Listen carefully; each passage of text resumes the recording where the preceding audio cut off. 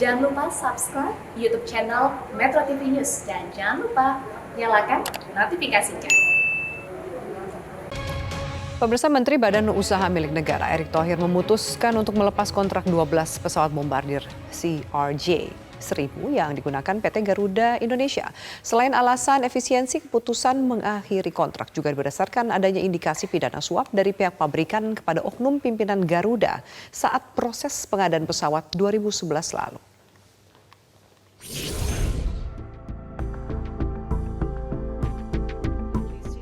Menteri Badan Usaha Milik Negara Erick Thohir memutuskan untuk melepas kontrak 12 pesawat bombardir CRJ-1000 yang digunakan PT Garuda Indonesia Tbk.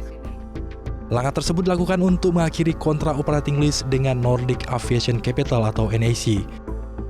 Penyelesaian kontrak atas 12 pesawat tersebut dilakukan melalui proses negosiasi early termination karena sebetulnya masih akan jatuh tempo pada 2027 mendatang. Erick Thohir mengatakan keputusan mengakhiri kontrak sewa pesawat itu untuk efisiensi biaya, terlebih di tengah pandemi COVID-19. Selain itu, Erick menyampaikan bahwa saat ini Garuda Indonesia menjadi salah satu maskapai dengan kontrak sewa paling tinggi di dunia, yakni 27%.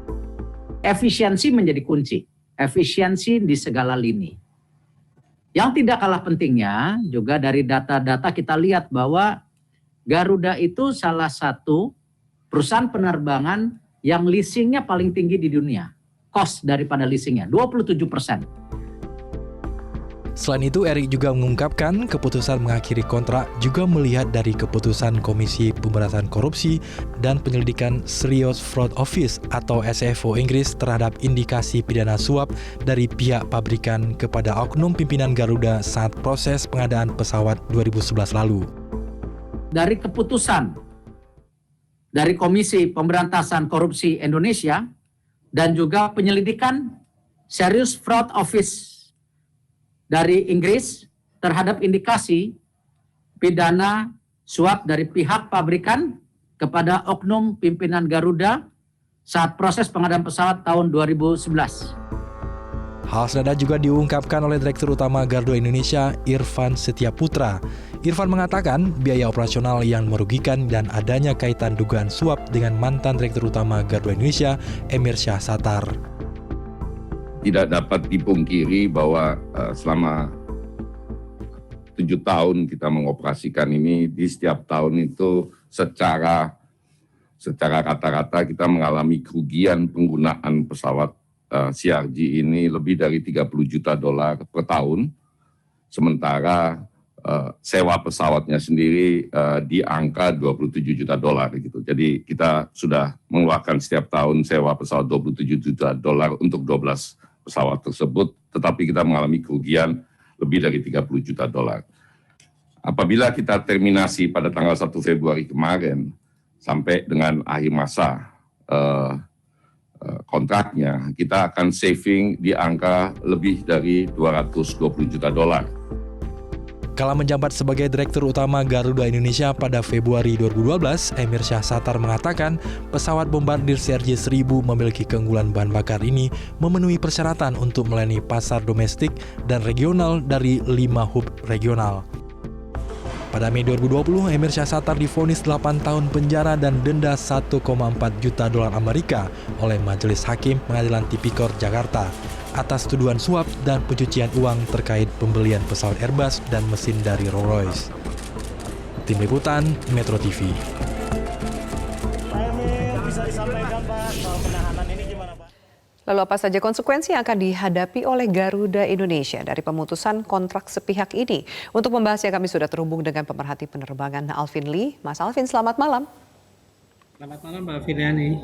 Iya, Mas Alvin, apa sebenarnya konsekuensi yang akan dihadapi dari pihak Garuda dari pemutusan kontrak sepihak yang dilakukan ini atau early termination?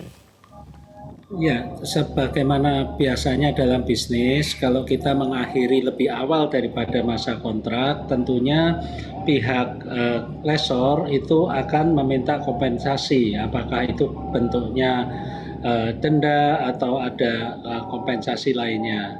Namun dalam hal ini perlu diingat bahwa kontrak ini sudah terbukti, bukan hanya di Indonesia tapi juga di Inggris, bahwa dalam kontrak ini ada terjadi fraud atau tindakan pidana, yaitu pidana suap dan korupsi, yang mana tentunya hal ini dapat menjadikan kontrak tersebut menjadi cacat. Dan ini saya kira yang perlu dimanfaatkan oleh pemerintah Indonesia untuk negosiasi dengan lessor agar kita dapat menghentikan pendarahan dari Garuda ini.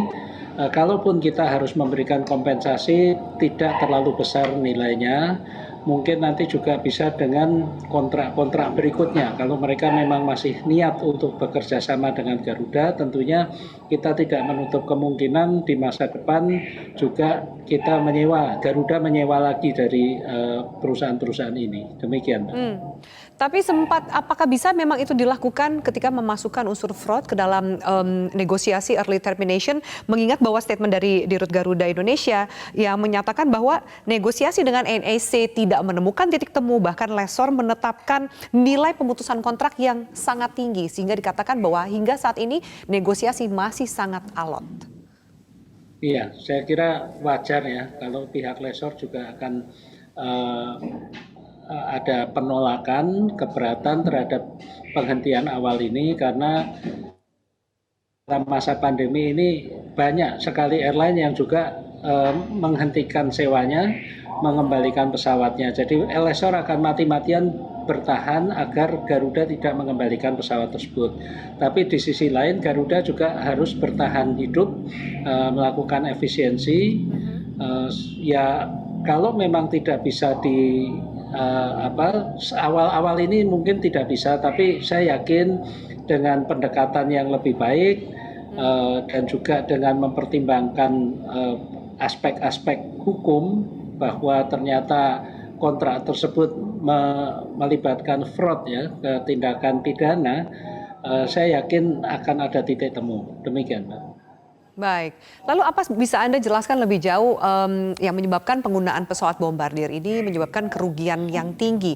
Mengingat kita mengambil statement Dirut Garuda terdahulu, yaitu Emir Syahsatar, yang mengatakan bahwa ini justru pesawat yang paling cocok, hemat bahan bakar dan lain-lainnya. Iya, ya karena pada waktu itu kan mungkin Pak Emir Syahsatar punya pertimbangan-pertimbangan lain ya. Tapi perlu kita kilas balik, pada sekitar tahun 2009-2010 itu Garuda sedang melakukan perampingan jenis pesawat yang dioperasikan menuju single type aircraft. Jadi untuk jarak dekat dan jarak menengah hanya menggunakan Boeing 737, kemudian jarak jauhnya waktu itu masih Boeing 747 dan ada Airbus 330 kalau nggak salah, itu yang digunakan. Nah ini tiba-tiba muncul ada Bombardier CRJ-1000. Ini bukan tipe yang satu garis keluarga.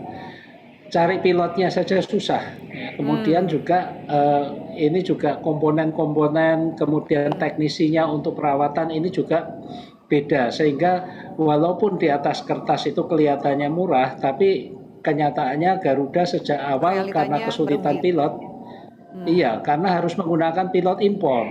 Di Indonesia susah cari pilotnya, teknisinya juga demikian, peralatan untuk perawatannya juga demikian. Dan ini pesawat ini kan kapasitasnya jauh lebih rendah daripada Boeing 737-500, varian terkecil dari 737. Tapi butuhnya runway itu kurang lebih sama. Jadi ini sangat rugi. Bahkan menurut hitung-hitungan Garuda ini juga pesawat itu ketika terisi 100% pun rugi. Jadi buat apa dipertahankan? Iya. Mas Alvin, ini ada sebenarnya total 18 pesawat, 12 statusnya dikembalikan, 6 yang masih dinegosiasi di early termination ini. Apa yang harus dilakukan di posisi 6 pesawat yang masuk dalam kategori sedang dinegosiasikan di early termination? Apakah kemudian pesawat itu tidak bisa dioperasionalkan atau dikembalikan langsung, atau seperti apa statusnya? Iya, kita sebetulnya perlu melihat ya kontrak dengan kedua perusahaan ini apa saja. Apakah hanya CRJ-1000 atau ada pesawat-pesawat lain. Biasanya kalau ada pesawat-pesawat lain, mereka juga akan mempertimbangkan potensi bisnis dengan Garuda untuk masa masa depannya. Saya kira untuk untuk saat ini memang serba susah ya. Kalau misalnya itu ditukar dengan pesawat lain, kondisi sekarang ini Garuda juga sedang surplus pesawat, kecuali juga nanti juga sekaligus mengganti pesawat-pesawat misalnya Boeing 737 yang sudah tua, usianya sudah di atas 10 tahun, ditukarkan dengan yang lebih baik, kemudian negosiasinya lebih ke bisnis lah saya kira. Demikian, Mbak. Baik, dengan adanya dugaan suap kepada pejabat Garuda di tahun 2011 lalu, ada kasus yang masih diusut oleh SFO Inggris sejak November 2020. Garuda saat ini tengah melakukan negosiasi dengan EDC, Export Development Canada, untuk 6 pesawat dengan skema financial lease disewa sampai 2024. Apakah ini bijak melihat situasi pandemi dan juga kita masih punya beban sebuah negosiasi yang masih alot dengan NAC ini, Mas Alvin? Iya, memang tentunya negosiasi alot, tapi kalau ini tidak dilakukan, pendarahan di Garuda tidak akan berhenti, dan resikonya Garuda juga mau disuntik bantuan dari pemerintah berapapun akan tersedot untuk kegiatan-kegiatan atau penggunaan pesawat yang tidak produktif seperti ini. Tentunya ini akan sangat merugikan Garuda untuk jangka panjangnya. Demikian, Pak. Baik, Mas Alvin, terima kasih atas informasi dan juga wawancaranya di Prime Time News. Kita nantikan bagaimana ujung titik terang dari negosiasi dari pihak Garuda ini. Terima kasih atas keterangan Anda di Prime Time News.